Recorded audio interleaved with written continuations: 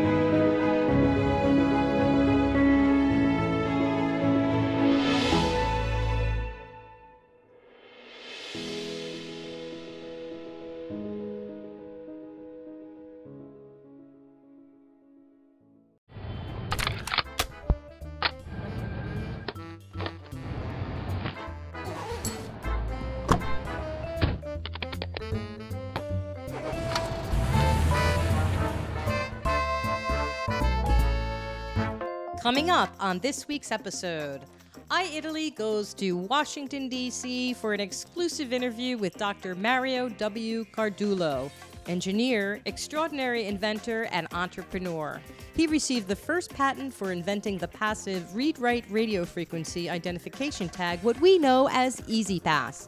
This interview is part of Italian Leadership in America, a series co-produced by iItaly and the National Italian-American Foundation.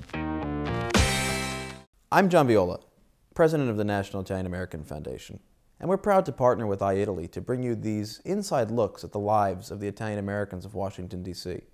Today we'll sit down with Dr. Mario Cardullo, inventor, scientist, engineer, holder of countless patents, and the man who you need to thank every time you use an EasyPass.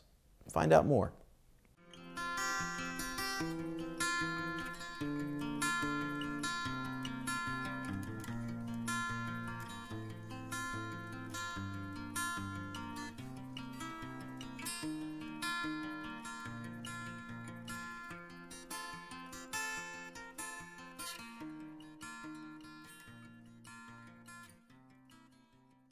So, Dr. Cardullo, thank you for having us here. You're welcome. We will start with your family history.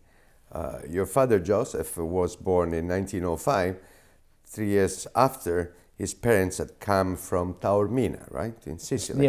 Near Taormina, Santa Teresa de Riva. Right. And he was a shoe salesman. But then he was a musician before. He was first a musician, and then his father died in the flu epidemic, and so he had to go support his family. He was the oldest. And then when he got married to my mother, he needed to support a family, and a musician couldn't. With the Depression, he became a shoe salesman and spent the rest of his life as a shoe salesman. What kind of musician was it? What instrument? Guitar and jazz violin. And your mother, Carmela? Yeah. She was born in Sicily too, right? In Messina. But she met your father here? In Boston, because her father had immigrated to the United States in 1924, and he worked as a tailor, and then he brought his entire family, wife and 7 children, to the United States in 1929. My mother was 21 when she came here. And they lived in Boston. And then my father's sister was in Boston, married to my uncle. And he introduced my father to my grandfather, who introduced him to his daughter, my mother.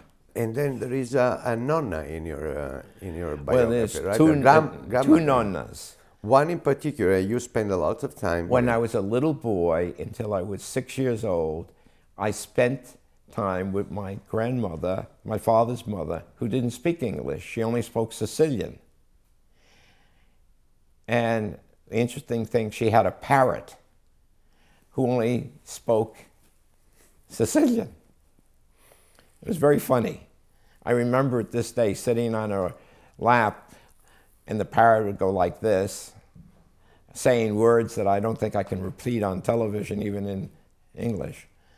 And when she passed away and I started school, my family refused to speak Italian to me. They wanted me to be integrated.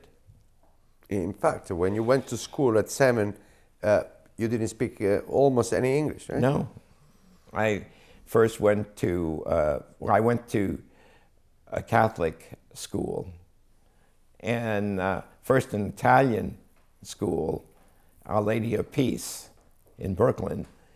And then they put me, after I could speak English, they put me in kindergarten in a public school, and then my mother and father took me out and put me in St. Augustine's, which was interesting. More than half of the people there were Irish. There was a little frictions with the Irish at that time. A little bit, but not much. I had many Irish friends. So how was life in Brooklyn when you were a kid? Well, I grew up with my family. My uncle and aunt and their daughter lived downstairs. We lived upstairs with my sister. My great aunt lived next door with my cousins. My uncles, my other uncle lived around the corner. It was a very extended family. And then every summer and winter holidays, we'd go to Boston, where I was the oldest of 26 grandchildren. My mother had a very big family. So it was a very close family structure. And that's important. Your family friends were all Italian? My father's family, my mother's was Italian, but my father, being in the shoe business, was also Jewish. So I grew up in an atmosphere of respecting everybody. And did your family visit Italy after that? Never. They never went back? When I first was going back in 1976, when I got remarried, I was going to Italy for our honeymoon. And I said to my mother, "Why don't you go to Italy?" I said, "I don't want to go. There's nothing there."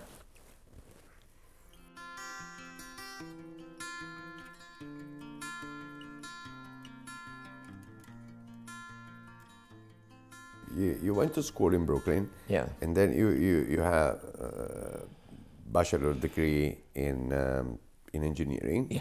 And that's where everything started. Well, then you became... It's an interesting story why I went to school. Why? I went to a special high school called Brooklyn Technical High. You had to take an exam to get it. And when I went because of a nun. When I was in grammar school, this Sister Helen Clare, the Sisters of St. Joseph, said to me, "You know, Mario, I think you'd make a good engineer." And that got me interested in engineering. And I always used to read because I loved history. So I went to Brooklyn Tech, and I got interested in rocket propulsion. Now, this was in 1950, okay, before there was Apollo, or before there was any of this. And I told my mother I wanted to be a rocket engineer. This is in 1951. She says, "Why do you want to send a man to the moon? There's nobody there, nothing there." Well, I went to school to be a rocket engineer, and there was no aerospace. So half of my degree was in mechanical and half in aeronautical. That was my first degree. Then I got another one in Masters of Mechanical Engineering, and basically in thermodynamics. But I was working for the Navy at the time, building rocket engines. So that led me to the Apollo. And by the time I was 30, all my dreams had been made. I helped land a man on the moon. And yeah, here it is. So a lot of my paperwork is in the Aerospace Museum, in the library. So then I went on to do other things at ComSat. And it's been an interesting life, and I'm still involved in things. What did you think the night that they landed on the moon? Well, that was what we were trying to do, and we achieved it. The night of the landing, I had one of my last papers I had written on the stability of the landing. And I was, as he was landing and calling out the vertical and horizontal numbers, I was looking and I said, yeah, he's stable. Now this was like 12:30 at night, 1 o'clock in the morning when he landed. And I knew they were okay. I have some of the photographs from the original landing that was given to me, and even a letter signed by the astronauts that went to the moon. But then I went on to other things. Like what? Well, I joined the Communications Satellite Corporation and became the first corporate planner. There I wrote the papers for the, first for the FCC on rescue satellite, rescuing ships at sea, people at sea, which has saved probably 100,000 people. Then I worked on the, I wrote the paper for the International Telecommunications Union on mobile communication satellites. That's where I laid out all the things you can do with a mobile communication satellite, which we are doing now. It was published in English, French, German, and Russian. So you also considered the father of the Easy Pass. Well, yeah, of the RFID, yes. That was when I left ComSat. I set up a company, and I had invented, and we filed for the patent on the RFID in May of 1970, and it was issued in January of 1973. This is a device that now is a $20 billion industry. Not making a dime out of it. That's another story. So, I mean, it's all part of what we call systems engineering, which I used to teach. Yeah, I've been a professor, as you know.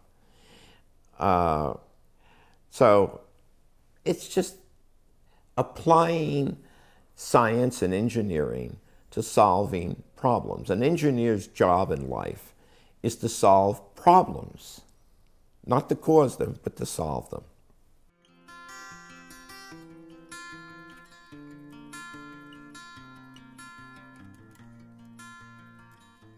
Let's come to your Italian-American, even not just the origin, but also your involvement. You were a member of this fraternity, which I still am. You Alpha Phi Delta.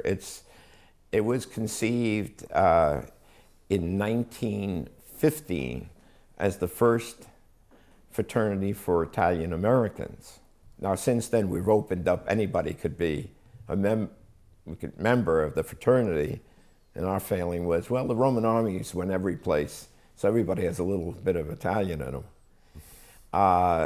We have, I don't know, 30 or 40,000 members worldwide. And this is not very well known to the large public, is it? No, no, it isn't. And we have charities, the Alpha Phi Delta Foundation, where we put money into giving scholarships to students. We have a meeting every year. There are 25, 30 chapters, mostly on the East Coast. You're also a member of NIEF. Yes, I am. How did you discover NIEF? Who introduced you to it? That is an interesting story. In 1973, I had a very good friend whose name was Monsignor Gino Baroni. Gino had set up the National Center for Urban Ethnic Affairs in Washington here. And I was his consultant. I had left ComSat, I left my other company, and I was his consultant. He was one of the founders of this. He passed away about 5 or 6 years later of cancer. Great man. So you've been knowing since the very beginning. Well, in and out, because I was involved in many things. I don't have time to get involved in things. But what now is, I'm a member here, and I'm a member of the Cosmos Club in Washington. So what's the Italian American for you? Well, the United States is a country of many immigrants, and all of us have made contribution, all the immigrants, not only Italian Americans, the Irish, the German, the Jews, the Asians, the Muslims, all have made contributions to our country. I'm proud to be an American of Italian descent. I feel, I'm very into my culture, from cooking, from loving the arts and of Italy, and the sciences. One of my companies is named Archimedes Lighting Corporation. Why? Archimedes was a Sicilian. So we have given a lot to the world, and we continue to, all of us. And that's why I love, I love being Italian.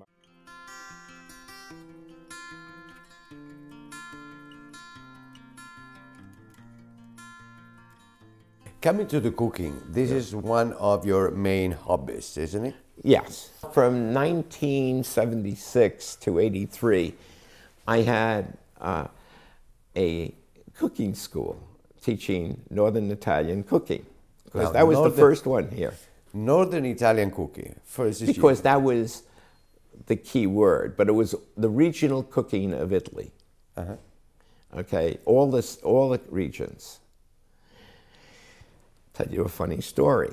At the same time, I've been in the U.S. government 3 times. That time I was in the Department of Energy, and I was in charge of a project to study the need for a pipeline across the United States, and my staff and I. And I used to go once a month and do a 15-minute stint on the Sunday morning show at ABC here, the local Sunday morning show, not the national, as the Renaissance chef. So one day, I went into my office on a Monday morning, and I had 2 guys come in from Montana who were involved in trying to propose this pipeline. And they said, "We turned on the television set yesterday morning and we saw you." And I said to them, "Are you planning to ship olive oil through the pipeline?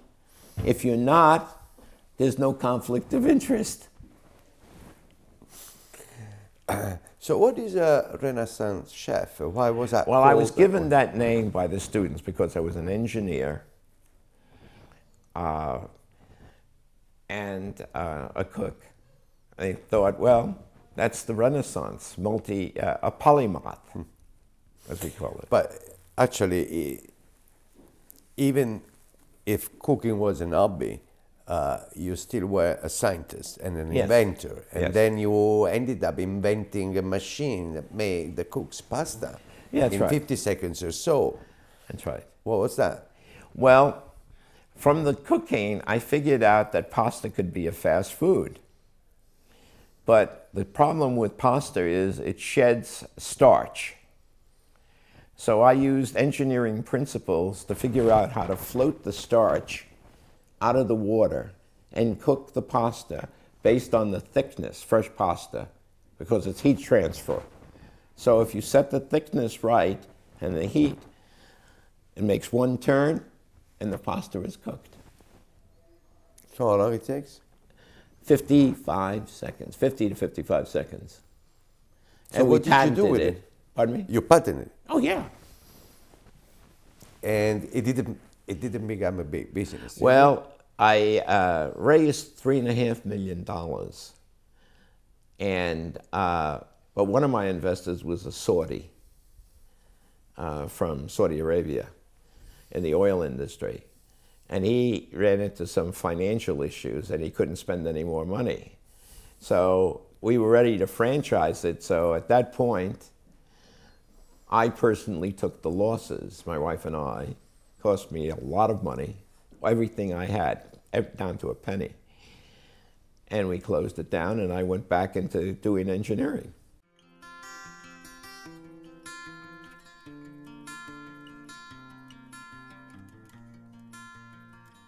This is a photograph of my father's family before my grandfather died.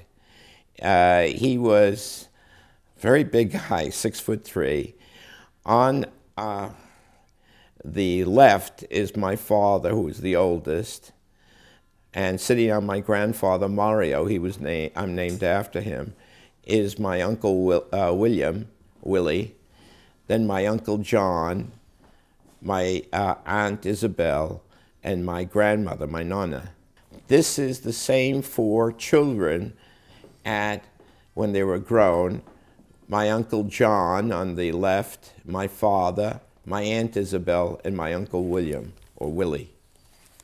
This is Christmas in Boston, and I'm kneeling in front of my Uncle Peter, who is the youngest, one of the youngest of my mother's family. He was a noted baker in Boston. He had trained when he even was a little boy in Sicily, and I learned to bake from him, and when I was in high school, I'd work in his bakery in the summertime.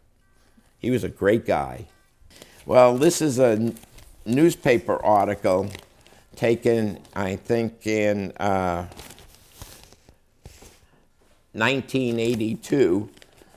It was me as a much younger man in my kitchen where I was teaching cooking, showing pasta. It was, and the article was written about me. This is one of my first positions after I graduated, and I was still in graduate school. This is at the Naval Air Rocket Test Station in Dover, New Jersey, and one of my test engines, rocket engines. This was a government installation, and this is where I got involved in the variable thrust engine, which was one of the bases for the lunar descent engine, and I've written many papers on that. Here I am briefing some students on my work on rocket propulsion. It's me briefing them. You could see I had more here. When I was in college, I formed the first society, students chapter of the American Rocket Society. This is me getting the award. This is now part of the American Institute of Aeronautics and Astronautics, where I'm an associate fellow. This is one of my first companies, and an article from 1970 when I was basically started this company which I invented, and we built the first radio frequency identification tag, otherwise known as EasyPass. Sorry to say I didn't make any money out of this one, but that's another story. This is the machine that cooks pasta to order in 55 seconds. This company we had 2 units, test units in Washington, and a factory that made it under the USDA, which is the U.S. Department of Agriculture approval, because we were shipping meat products across straight lines. And Costco was selling our pasta fast food. It was called Cardullo's fresh pasta in minutes. So, but I'm afraid, like a lot of entrepreneurial things, very few of them end up being successful. Now I have other companies and other inventions that are much more successful.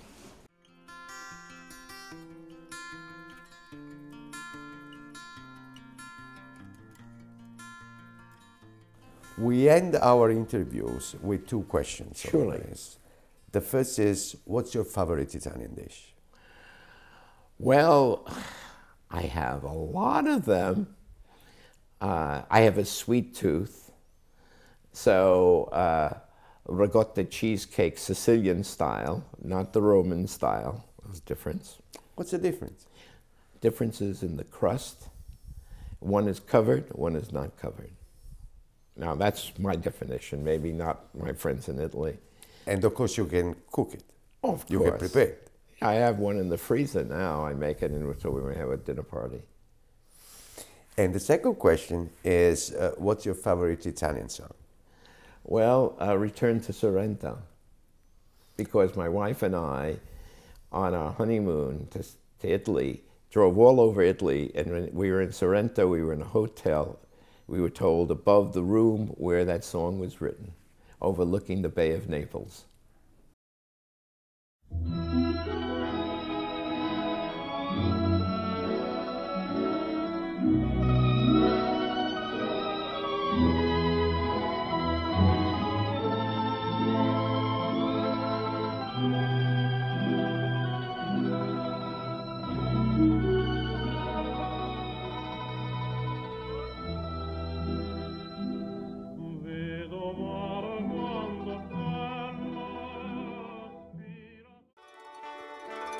This edition of iItaly TV is sponsored by Colavita Extra Virgin Olive Oil.